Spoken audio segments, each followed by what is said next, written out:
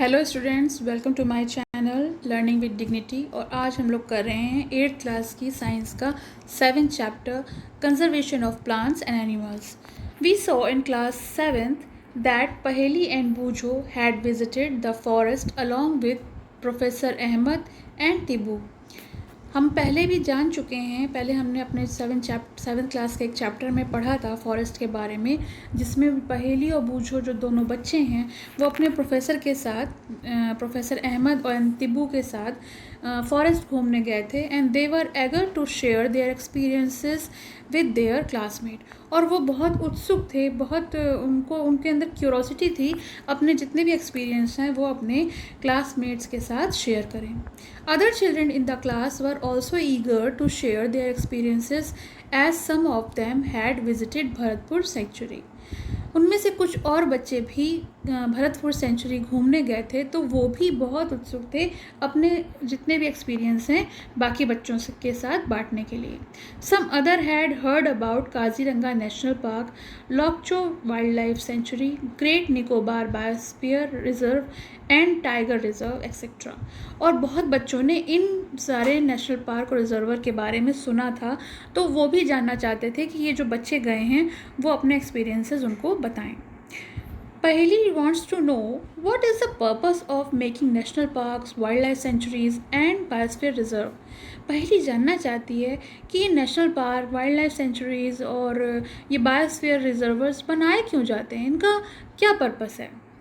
चलिए तो देखते हैं। Deforestation and its causes.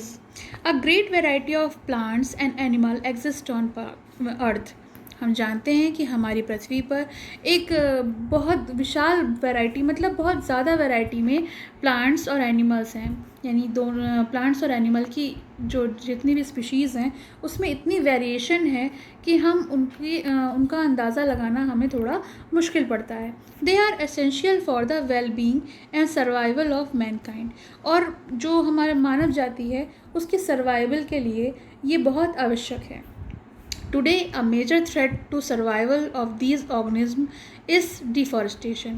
लेकिन ये जो मानव जाति है उसके सर्वाइवल के लिए, उसके जीवन यापन के लिए ये एक बहुत बड़ा थ्रेट बन गया है, बहुत बड़ा डर बन गया है, जिसमें फॉरेस्ट को काटा जा रहा है, यानी डिफॉरेस्टेशन हो रहा है। Means cutting down of trees.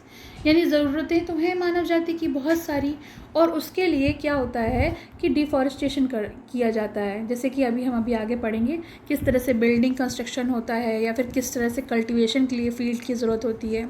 We know that deforestation means clearing of forest and using that land for other purposes. हम जानते हैं कि डिफॉरेस्टेशन का मतलब होता है जंगलों को साफ़ करना और उस पृथ्वी को, उस धरती को और पर्पस के लिए इस्तेमाल करना। Trees in the forest are cut for some of the purpose mentioned below. और जो जंगलों में पेड़ को काटा जाता है उसके रीज़न क्या है, उसके पर्पस क्या हैं, ये देखिए यहाँ पे दिए हुए हैं। पहला,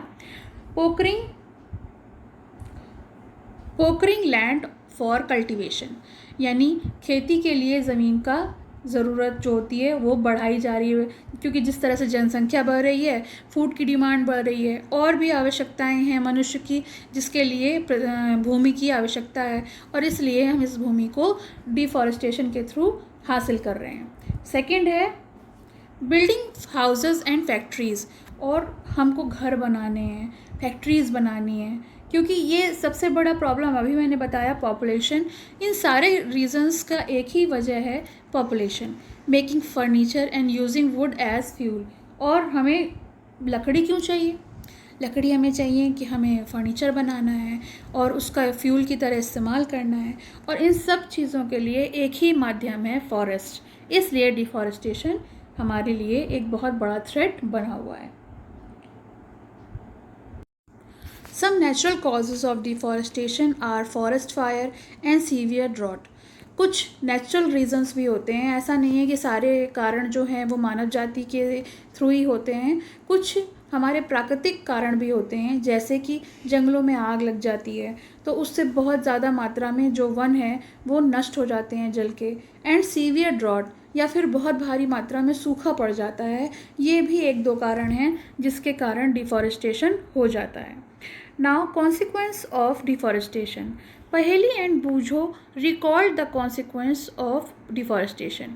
पहेली और बूझो याद करने की कोशिश कर रहे हैं कि किस तरीके से जो डिफॉरेस्टेशन है उसका रिजल्ट क्या होता है, उसका परिणाम क्या होता है। They remembered that deforestation increase the temperature and pollution level on the earth. उन्हें याद आता है कि उनके जो प्रोफेसर हैं उन्होंने बताया था कि अगर डिफॉरेस्टेशन किया जाएगा तो हमारी पृथ्वी पर जो टेम्परेचर है और पॉल्यूशन है उसका लेवल बढ़ जाएगा। कैसे? It increase the level of carbon dioxide in the atmosphere. अगर डिफॉरेस्टेशन होगा तो कार्बन डाइऑक्साइड की मात्रा बढ़ जाएगी। Ground water level also get lower, और जो ग्राउंड वाटर है वो भी उसमें भी कमी आ जाएगी। They know that deforestation disturb the balance in nature. और वो ये भी जानते थे कि डिफॉरेस्टेशन के कारण ही जो हमारी नेचर में बैलेंस बना हुआ है वो भी डिस्टर्ब हो जाएगा। They were told by Professor Ahmed that if cutting of trees continues, rainfall and fertility of soil will decreases. उन्हें याद आया कि उन्हें प्रोफेसर अहमद ने बताया था कि अगर इसी प्रकार से पेड़ों का काटना जारी रहा तो रेनफॉल में और जो सॉइल की फर्टिलिटी है दोनों डिक्रीज हो जाएंगी, उसमें कमी आ जाएगी। Moreover, there will be increased chance of natural calamities such as floods and drought. और इतना ही नहीं, जो हमारी नेचुरल क्लैमिटीज़ हैं, फ्लड एंड ड्रॉट, उसके भी बहुत बढ़ जाते हैं चांसेस होने के। Recall that plants need carbon dioxide for photosynthesis. We know very well, photosynthesis के प्रोसेस में जो पेड़ हैं वो कार्बन डाइऑक्साइड वातावरण से लेते हैं और ऑक्सीजन रिलीज़ करते हैं, और वो ऑक्सीजन ह्यूमन बींग्स द्वारा यूज़ की जाती है। लेकिन अगर प्लांट्स ही नहीं होंगे तो कार्बन डाइऑक्साइड की मात्रा हमारे वातावरण में, इन्वायरमेंट में बढ़ जाएगी। Fewer trees would mean that less carbon dioxide will be used, resulting in its increased amount of the atmosphere. तो अगर हम कुछ ही पेड़ रह जाएंगे तो हम बहुत अच्छे से जानते हैं कि जो कार्बन डाइऑक्साइड है वो लेस अमाउंट में ही यूज़ की जाएगी, जिससे कि वो वातावरण में उसका अमाउंट जो है, उसकी मात्रा जो है वो काफ़ी हद तक बढ़ जाएगी। This will lead to global warming as carbon dioxide trap the heat rays reflected by the earth. और इसका कारण होगा ग्लोबल वार्मिंग। जो कार्बन डाइऑक्साइड हमारी वातावरण में बढ़ जाएगी वो जितने भी हीट रेज हैं उनको रिफ्लेक्ट करके ट्रैप कर लेगी पृथ्वी पर, और the increase in temperature on the earth disturb the water cycle. इसके चलते जो हमारा वातावरण है उसका तापमान बहुत बढ़ जाएगा और जो वाटर साइकिल है यानी जो जल चक्र है वो डिस्टर्ब हो जाएगा एंड मे रिड्यूस रेनफॉल। और फिर जो रेनफॉल है वो बहुत कम मात्रा में होगी और उससे फिर क्या होगा? सूखा। This could cause drought. Deforestation is a major cause which lead to the change in soil properties. Deforestation एक बहुत बड़ा कारण है कि जो सॉइल प्रॉपर्टीज़ में भी बहुत चेंजेस कर देगा। मैंने आपको बताया था लास्ट चैप्टर में कि सॉइल प्रॉपर्टीज़ में जो ह्यूमस है उसकी मात्रा कैसे बढ़ती है। पेड़ काटने से जो सॉइल प्रॉपर्टीज़ में चेंजेस आते हैं वो भी हमारे वातावरण को बहुत ज़्यादा नुकसान पहुंचाते हैं। Physical properties of the soil get affected by plantation and vegetation. और जो सॉइल की फ़िज़िकल प्रॉपर्टीज़ हैं उस पर भी बहुत असर पड़ता है और वो सीधे प्लांटेशन और वेजिटेशन, हमारे जो भी क्रॉप है, उसको नुकसान पहुंचाते हैं। Recall from class 7 how trees prevent soil erosion. हमने एक चैप्टर में पढ़ा था जिसमें जो सॉइल एरोशन है उसको ट्रीज़ किस तरह से प्रिवेंट करते हैं। अगर हम ज़्यादा मात्रा में ट्रीज़ लगाते हैं तो वो सॉइल की लेयर को बहने से रोकते हैं, जिससे सॉइल एरोशन नहीं होता। Fewer trees result in more soil erosion. लेकिन अगर पेड़ों की कमी हो जाएगी तो उससे क्या होगा? सॉइल एरोशन का रिजल्ट बढ़ जाएगा, सॉइल एरोशन होने के चांसेस बढ़ जाएंगे। Removal of the top layer of the soil expose the lower hard and Rocky layer. और जो इसकी टॉप लेयर होती है जिसमें ह्यूमस बहुत ज़्यादा मात्रा में होती है, जो एक रीज़न है फर्टिलिटी का, सॉइल फर्टिलिटी का, वो ख़त्म हो जाएगा। क्यों? क्योंकि उसकी ऊपर की लेयर एक्सपोज हो जाएगी, बह जाएगी, नष्ट हो जाएगी। And the lower hard rocky layer, और क्या बचेगा? जो नीचे की लेयर्स होती हैं rocky, hard and stony substance वाली लेयर, वो बचेंगी। This soil has less humus and less fertile. ये जो मिट्टी बचेगी इसमें ह्यूमस की मात्रा भी कम होगी और इसमें उपजाऊ जो है जो उपज है उगने की क्षमता होती है, फर्टिलिटी होती है, वो भी कम होगी। Gradually the fertile lands get converted into desert, और धीरे धीरे ये जो फर्टाइल लैंड है वो सूखे में डेजर्ट यानी रेगिस्तान में बदल जाएगा, और इसी को हम डेजर्टिफिकेशन कहते हैं। Deforestation also lead to decrease in the water holding capacity of the soil, और डिफॉरेस्टेशन के कारण जब ये प्लांट्स काटे जाएंगे तो जो वाटर होल्डिंग कैपेसिटी होती है, पानी को पकड़े रहने की क्षमता मिट्टी में, वो भी कम हो जाएगी। The movement of water from the soil surface into the ground is reduced, और पानी जब बरसेगा ही नहीं तो मिट्टी के अंदर जाएगा कैसे, और जो ग्राउंड वाटर लेवल है वो भी कम हो जाएगा। सो देयर आर फ्लड, और वो पानी नीचे तो जाएगा नहीं, और रीज़न क्या होगा, बाढ़ आ जाएगी। The other properties of the soil like nutrient content और texture etcetera also change because of deforestation, और डिफॉरेस्टेशन के कारण ही जो सॉइल के न्यूट्रिएंट्स होते हैं, जो उनका टेक्सचर होता है, वो भी बदल जाएगा, न्यूट्रिएंट्स में कम हो जाएंगे। We have studied in class 7th that we get many product from forest, और हमने एक चैप्टर में 7th में पढ़ा था कि जो जंगल है हमें उससे बहुत सारे प्रोडक्ट्स मिलते हैं, जैसे कि हनी, वैक्स, पेपर के लिए वुड एंड सो मैनी।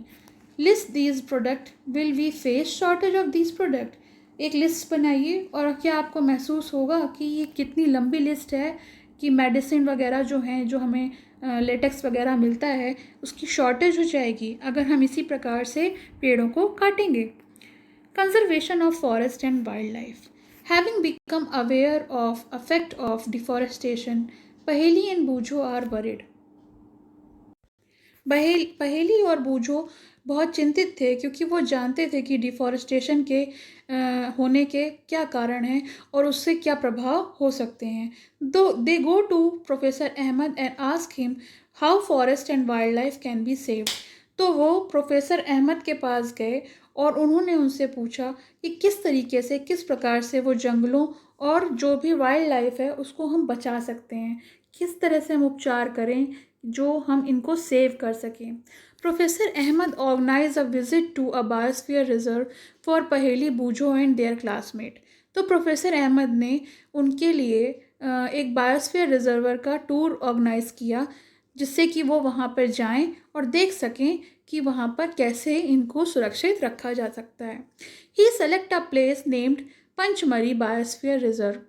तो उन्होंने पंचमढ़ी बायोस्फीयर रिजर्व जैसी जगह को चुना वहाँ बच्चों को ले जाने के लिए। He knows that the plants and animals found here are similar to those of the upper Himalayan peak and those belonging to the lower western Ghat. वो जानते थे कि यहाँ पे जो प्लांट्स एंड एनिमल्स हैं वो दोनों जगह से सम्मिलित हैं, हिमालयन पीक से भी और वेस्टर्न घाट से भी। Professor Ahmad believes that the biodiversity found here is unique, और उनको बहुत ज़्यादा विश्वास था कि यहाँ पर जो बायोडाइवर्सिटी देखने को मिलेगी वो यूनिक है। He request Madhav ji, a forest employ, to guide the children inside the biosphere reserve. उन्होंने माधव जी से, जो कि वहाँ के जंगल में फॉरेस्ट के एम्प्लॉय थे, काम करते थे, एक गाइड थे, तो उनसे प्रोफेसर माधव अहमद ने रिक्वेस्ट करी कि वो जगह जगह पर बच्चों को बायोस्फीयर रिजर्व के बारे में गाइडेंस देते रहें, मतलब उसके बारे में गाइडेंस देते रहें, बताते रहें। He explain that preserving areas of such biological importance make them a part of our national heritage. और वो ये भी एक्सप्लेन करें कि किस तरह से ये जो एरियाज़ हैं, प्रिवेंटिंग एरियाज़ हैं, ये बायोलॉजिकल उनकी क्या इम्पोर्टेंस है, make them a part of our national heritage, और हमारी इतनी बड़ी जो नेशनल हेरिटेज है वो किस तरह से इसका हिस्सा हैं। माधव जी explained to the children that apart from our personal effort and effort of the society, government agency also take care of forest and animal। तो माधव जी समय समय पे बच्चों को एक्सप्लेन कर रहे थे कि किस तरह से जो हमारे पर्सनल एफर्ट होते हैं, हमारी पर्सनल कोशिशें होती हैं, वो सोसाइटी और समाज यानी गवर्नमेंट यानी सरकार और एजेंसीज़ भी इसमें जंगलों और जो जानवर हैं वहाँ के उनका देखभाल करते हैं। The government lay down rules methods and policies to protect and conserve them. और जो सरकार है वो यहाँ पर कुछ नियम कानून बनाती है, कुछ पॉलिसीज़ बनाती है जिसके चलते इन्हें प्रोटेक्ट भी किया जा सकता है और कंजर्व यानी उसका संरक्षण भी किया जाता है। Wildlife sanctuaries and national park and bioreserve etc. are protected area for conservation of plants and animal present in that area. और इस क्षेत्र में जो भी पेड़ पौधे और जानवर उपस्थित होते हैं उनकी रक्षा करने के लिए ये जगह बनाई जाती हैं। ये देखिए पंचमरी बायोस्फीयर रिजर्व है, इसमें कितने सारे वो दिए हुए हैं, कहाँ पे बोरी है, कहाँ पे पंचमरी सेंचुरी है, पूरा मैप दिया हुआ है। Now biosphere reserve. Children along with professor Ahmad and Madhav ji enter the biosphere reserve area. और बच्चे जो थे वो प्रोफेसर अहमद और माधव जी के साथ बायोस्फीयर रिजर्व एरिया में प्रवेश करते हैं। Madhav ji explain that biosphere reserve are the areas meant for conservation of biodiversity. और उन्होंने ये चीज़ को एक्सप्लेन किया कि हमारी जो बायोडाइवर्सिटी है उसको कंजर्व करने के लिए ये जगहें बनाई जाती हैं। As you are aware that biodiversity is the variety of plants, animal and microorganisms generally found in an area. Biodiversity का मतलब होता है कि इस क्षेत्रों में जो varieties हैं, जो तरह तरह के प्लांट्स, एनिमल्स और माइक्रो ऑर्गेनिज्म हैं जो इस एरिया में पाए जाते हैं उनका कंजर्वेशन किया जाता है। The biosphere reserve help to maintain the biodiversity and culture of that area. और ये यहाँ के बायोडाइवर्सिटी और हमारे जो कल्चर है उसको भी मेंटेन करने के लिए ये क्षेत्र बनाए जाते हैं। अब बायोस्फीयर रिजर्व में also contain that protected area in it. और इस तरीके से ये पूर्णतः एक प्रोटेक्टेड एरिया, एक सुरक्षित क्षेत्र बन जाता है। The Pachmarhi biosphere reserve consist of one national park named Satpura and 2 wild life sanctuary named बोरी एंड पंचमरी। जो अभी मैंने आपको मैप में दिखाया, इसमें एक तो नेशनल पार्क है और 2 वाइल्ड लाइफ सेंचुरीज हैं। ये देखिए बोरी, और ये बोरी सेंचुरीज है और ये पंचमरी सेंचुरीज हैं, और यहाँ पर आपके रिजर्वर हैं। तो ये इस तरह से मैप में सतपुड़ा नेशनल पार्क है। तो इस तरीके से इन्होंने यहाँ पे मैप में मेंशन किया हुआ है। Flora and fauna. अब हम आते हैं फ्लोरा एंड फोना पे, मतलब कि flora, what is the meaning of flora and fauna. तो यहाँ पे कौन से प्लांट्स हैं जिनको हम फ्लोरा बोल देंगे और जो एनिमल्स होते हैं उन्हें हम फोना बोलेंगे, क्या बोलेंगे ये हम पढ़ेंगे। As the children walk around the biosphere reserve, they appreciated the green wealth of the forest. और जैसे जैसे बच्चे वहाँ घूमने लगे तो वो वहाँ की ग्रीन वेल्थ यानी जितनी भी ग्रीनरी थी, पेड़ पौधे थे जंगल के, उसे अप्रिशिएट करने लगे, वो उन्हें पसंद आ रहे थे। They are very happy to see tall teak trees and animal inside the forest. और वो बहुत खुश थे ये देख के कि वहाँ पे बड़े बड़े लंबे लंबे पेड़ हैं और वहाँ पे जो जानवर हैं वो कितनी वैरायटीज़ है। सडनली पहेली फाइंड्स अ रैबिट। अचानक पहेली को एक खरगोश दिखा। Wants to catch it. और पहेली चाहती थी कि वो उसे पकड़ ले। She starts running after it. और उसने उसका पीछा करना शुरू किया। Professor Ahmad stop her. लेकिन प्रोफेसर अहमद ने उसे रोका। He explain that animal are comfortable and happy in their own habitat. और उन्होंने उसे समझाया कि वो जो उनका खुद का आवास है, जो हैबिटेट है, वो वहाँ पे खुश हैं और आरामदायक तरह से रहते हैं, आरामपूर्वक रहते हैं। We should not disturb them. इसलिए हमें उनको बिल्कुल भी डिस्टर्ब नहीं करना चाहिए। Madhav ji explain that some animals and plants typically belong to a particular area. Madhav ji ने बताया कि यहाँ पे जो कुछ जानवर और प्लांट्स हैं वो पर्टिकुलर एरिया से बिलोंग करते हैं, मतलब किसी कुछ ही क्षेत्र हैं वहाँ से ये बिलोंग करते हैं। The plants and animal found in a particular area are termed flora. यानी प्लांट्स और एनिमल जो हैं उसमें से प्लांट को हम फ्लोरा बोलते हैं और एनिमल के लिए जो हम टर्म यूज़ करते हैं उसे हम फोना बोलते हैं। तो हम जैसे किसी पर्टिकुलर वैरायटी ऑफ प्लांट्स की बात करें तो हम कहेंगे कि यहाँ का फ्लोरा कैसा है, और अगर हम एनिमल्स की बात करेंगे तो हम कहेंगे यहाँ का फोना, वैराइटीज़ ऑफ फोना क्या हैं। ये देखिए कुछ पिक्स दी हुई हैं। वाइल्ड डॉग है ए में, बी में चेतल है, सी में वोल्फ है, डी में आपका लेपर्ड है, ई में फर्न है और लास्ट में जामुन का ट्री है। तो ये जो आपके कुछ ये आपके फ्लोरा हैं और ये आपके फौना में आते हैं, यानी ये जो जानवर हैं वो फौना डिस्क्राइब करेंगे और जो ट्रीज़ हैं वो फ्लोरा डिस्क्राइब करेंगे। Now come on next page. Next topic is endemic species. What is endemic species? Endemic species are those species of plants and animals which are found exclusively in a particular area. ये वह species होती हैं जो वहाँ के क्षेत्र में बहुत एक्सक्लूसिवली मतलब बहुत कम मात्रा में पाई जाती हैं, बहुत रेयर मात्रा में पाई जाती हैं। Soon the group quietly enters the deep forest. जल्द ही जो पूरा झुंड था, बच्चों का ग्रुप था, वो घने जंगल में एंटर कर गया। Children are surprised to see a big squirrel. लेकिन बच्चे जो थे वो एक बहुत बड़ी गिलहरी को देखकर सरप्राइज हो गए, उन्हें आश्चर्य हुआ, इतनी बड़ी गिलहरी।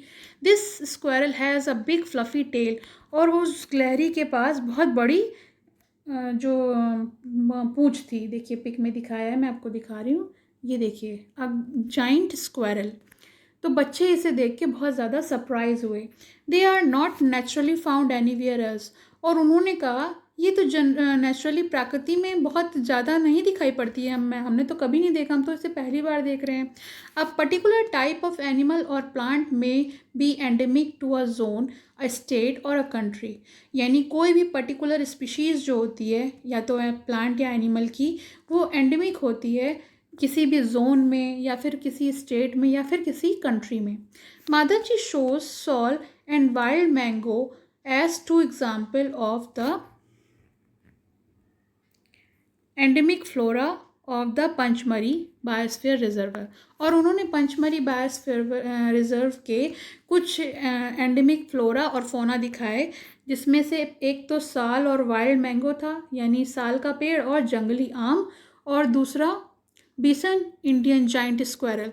ये दो जानवर थे जो कि एंडेमिक स्पीशीज़ हैं। एंडेमिक फोना ऑफ दिस एरिया, और इस एरिया के ये दोनों ही, इसमें सिर्फ जाइंट स्क्वायरल की पिक दी है, बिशन की नहीं दी है। Professor Ahmad explained that the destruction of their habitat, increased population and introduction of new species may affect the natural habitat of endemic species and endanger their existence. यानी जिस तरीके से जो इस हैबिटेट का डिस्ट्रक्शन हो रहा है, तो उसके चलते जो नई प्रजातियां हैं तो वो उनकी कमी आ जाएगी, नेचुरल हैबिटेट उनको नहीं मिल पाएगा, और इस वजह से ये जो जितनी भी प्रजातियां हैं वो खतरे में आ जाएंगी। बच्चों हमने ये यहाँ पर कुछ टॉपिक्स कवर करे हैं। अब इसके बाद हम कुछ टॉपिक्स अगले वीडियो में कवर करेंगे। जिसमें से wild life sanctuaries, national park, red data book, migration, recycling of paper और कुछ अन्य टॉपिक होंगे जिनके बारे में हम डिस्कस करेंगे। अगर आपको मेरा चैनल पसंद आता है तो प्लीज़ से subscribe it, and thank you for watching it.